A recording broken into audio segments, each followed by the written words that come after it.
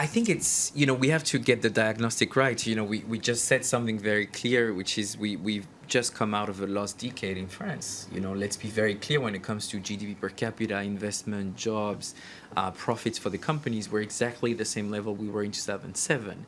So there is and wages are 5% below that level at this point. Correct. But in Germany, very interestingly, there are a lot also of the signs of a lost decade, but on different indicators such as productivity.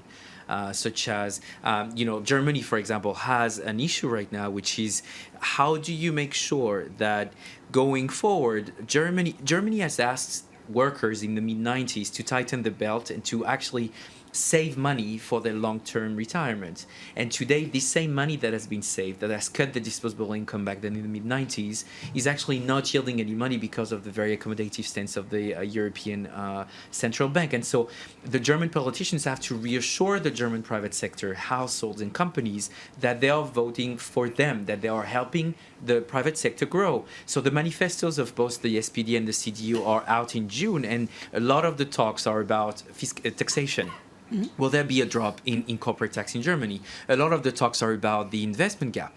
Will there be finally support to investment, be it in critical infrastructure, not necessarily the roads and highways, but also the digital transformation of Germany. And all of that is really what's going to make sure that there is more inclusive growth, because inequalities and poverty have risen in Germany. And so the idea, what I find fascinating here, is that what could change the game is that Emmanuel Macron wants to fix France first. And once you fix France, then you go high. You go at the level of Germany, because Germany has been waiting for too long. And so now I think the real question, when the rubber will really hit the road, is when France manages to deliver on the weaknesses and solve some of the weaknesses. That's when the German will actually consider us as peers again, and we can move forward together. But the private sector, companies have always been and will always be much more European than governments. Suppliers, clients are all over Europe. And so there is no such thing as, being segregated in a way. Daniel Stelter, on this point, does it?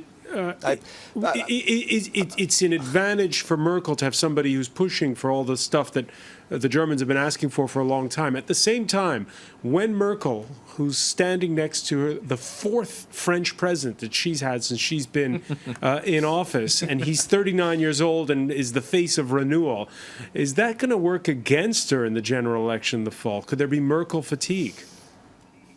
Well, I think but no, the short answer is no. I think it's not going to work against you. There is some fatigue, but clearly, as we can see with Mr. Schulz, it's difficult to come up with an alternative.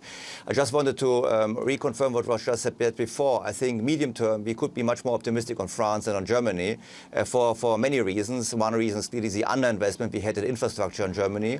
The second point is the demographic development. As you know, the German workforce is about to shrink pretty fast. We have now our own issues with immigration. So, and in the end, also we have to keep in mind that most industries we have in Germany are older than 100 years. They were all founded in the emperor's time. So if you really look at Germany, I think everyone thinks about Germany as being so strong. In reality, I think we are fundamentally weak and have much problems, but we are still covered right now by a certain boom out of exports. But fundamentally, we have big problems, and therefore France should not think that having a transfer union is a solution, because in the end you might end up paying for us. Okay. Well, it's a problem I guess we'd like to have at this particular point in time.